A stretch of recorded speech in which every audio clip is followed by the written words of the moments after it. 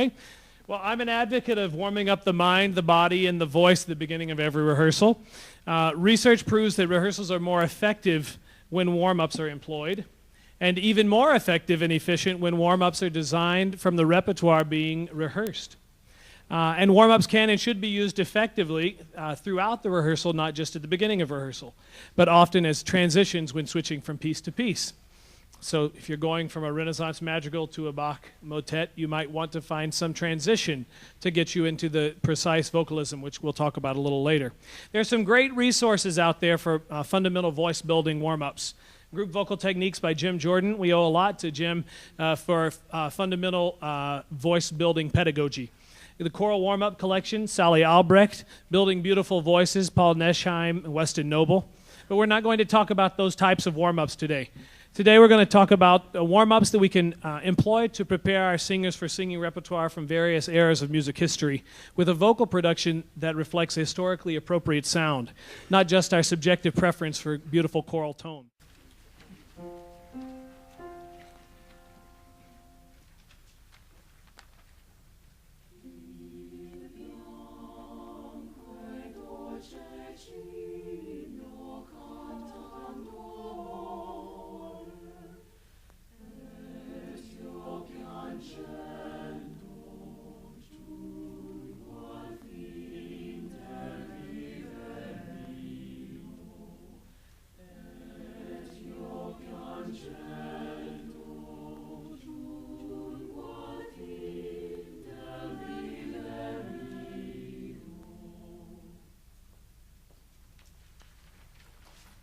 So if you look at your, thank you.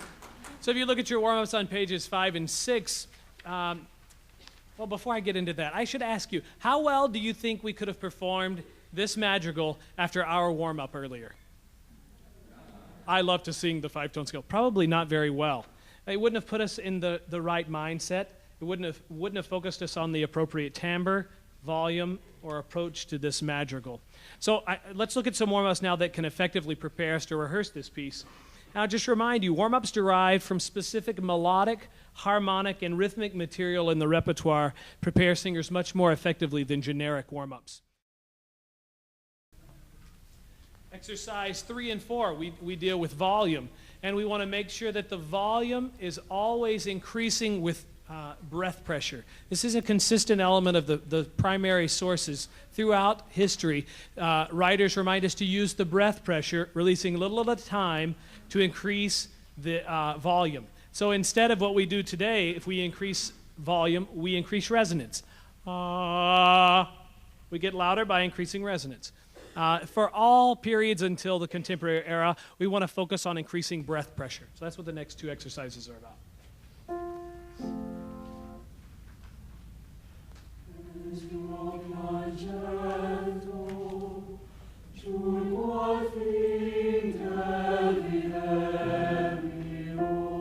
Good, and use resonance this time to increase the dynamic level.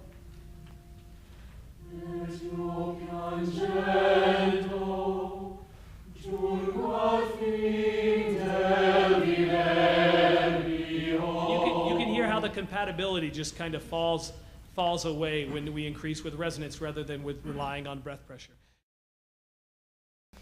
Our musical example today is on page 19. It's the first segment of Bernstein's Chichester Psalms. And then we'll sing some music derived from the repertoire on page 20 and 21. A disclaimer here, I would obviously not choose the Chichester Psalms for my 18-voice chamber singers. We would need more voices. However, it is illustrative for today's purposes because voices from the vocal ensemble need to imitate the vocal, capabilities of the instrumental ensemble accompanying them. So it's a really rich sound that the orchestra would produce.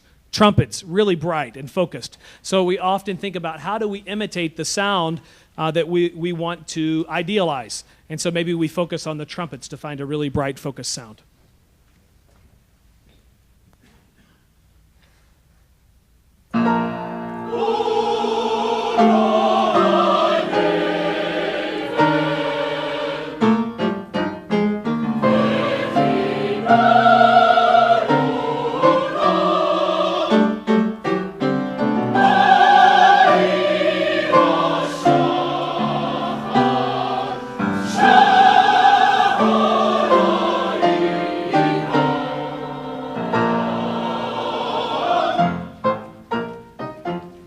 So exercise 3 and 4, we're singing in higher ranges.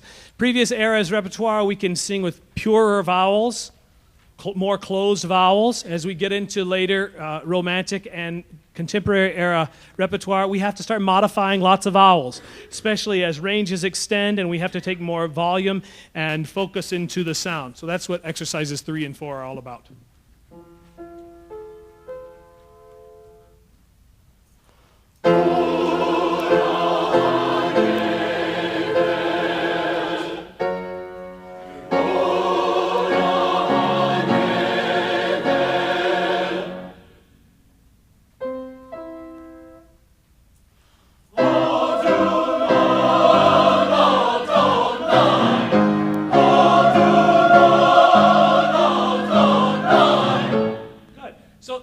That's a major contrast to what we were singing earlier, right? For Renaissance repertoire and the kind of approach to timbre. So just so you remember what that sounded like, we'll go back to a clear, natural, neutral laryngeal position for the Renaissance repertoire.